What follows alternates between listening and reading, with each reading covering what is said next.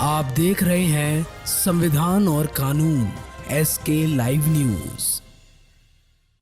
बदलो बिहार न्याय यात्रा पर नवादा पहुंचे भाकपा माले के राष्ट्रीय महासचिव ने राज्य व केंद्र सरकार पर बोला हमला। लगभग 2 दशक से बिहार पर शासन कर रही भाजपा जदयू की सरकार लूट और झूठ की सरकार साबित हुई है।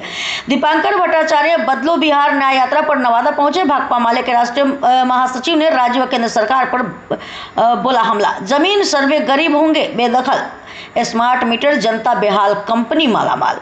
नवादा लगभग 2 दशक से बिहार पर शासन कर रही भाजपा जदयू की सरकार लूट और झूठ की सरकार साबित हुई है। न्याय के साथ विकास का नारा देने वाली और खुद को अति पिछड़ों और महादलितों की हिमायती होने का दम्भ भरने वाली सरकार के लंबे सुशासन के बाद भी बिहारी 1/3 यानी 94 लाख से ज्यादा परिवारों को गुजारा करने के लिए दिन के 200 रुपये भी नहीं जुटाते।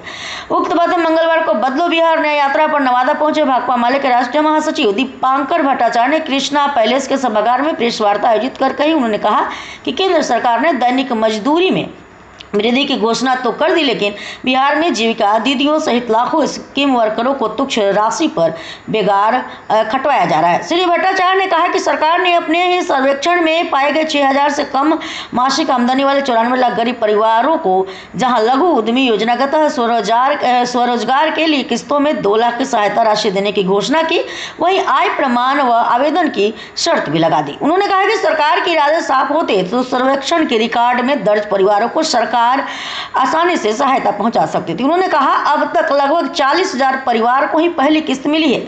इस रफ्तार से सभी जरूरतमंद परिवारों तक लाभ पहुंचाने में 236 साल लगेंगे। छात्र युवाओं के शिक्षा रोजगार के मुद्दे से सरकार ने मुंह मोड़ लिया है।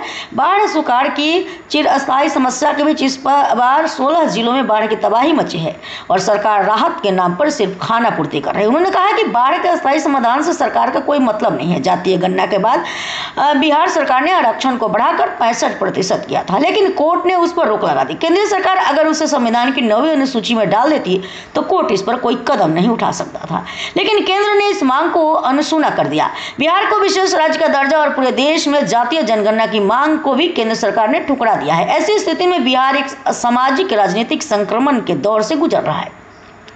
मुख्यमंत्री नीतीश कुमार के न्याय के साथ विकास के और सुशासन के नारों की सीमाएं उजागर हो गई है। इस मौके पर बिहार की राजनीतिक परिस्थितियों में मजबूत हस्तक्षेप करते हुए बिहार में बदलाव की लड़ाई को तेज करना आज इस यात्रा का मूल मकसद है। धोखा नहीं, विशेष राज्य का दर्जा दो तथा आपदा में अवसर नहीं, बाढ़ का अस्थायी निदान करो। उसके 7 सूत्री मांगे हमने सरकार से लगातार की है, लेकिन सरकारी मांग की गो के अनसुनी की है।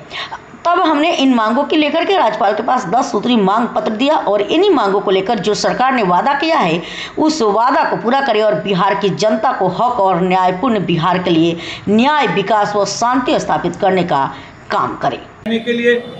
लेकिन बिहार को जो पैकेज मिलता है उसमें गरीबों के लिए कुछ भी नहीं है। उसमें कहीं हवाई अड्डे की बात होगी, वहाँ उसमें कहीं एक्सप्रेसवे की बात होगी। बिहार का आरक्षण जिसके लिए विशेष पैकेज चाहिए कि इसमें पार्लियामेंट से पास करके इसको 9th शेड्यूल में डालो, वो नहीं हो पाया।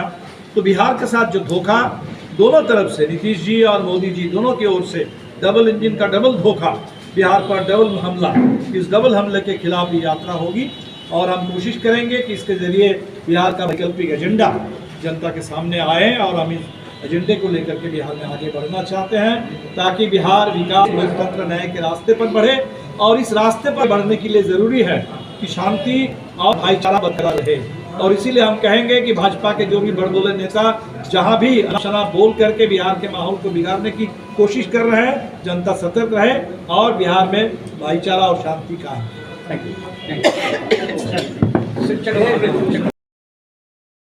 खबरों के लेटेस्ट अपडेट के लिए इसी तरह हमारे साथ जुड़े रहें और इस वीडियो को ज्यादा से ज्यादा शेयर करें।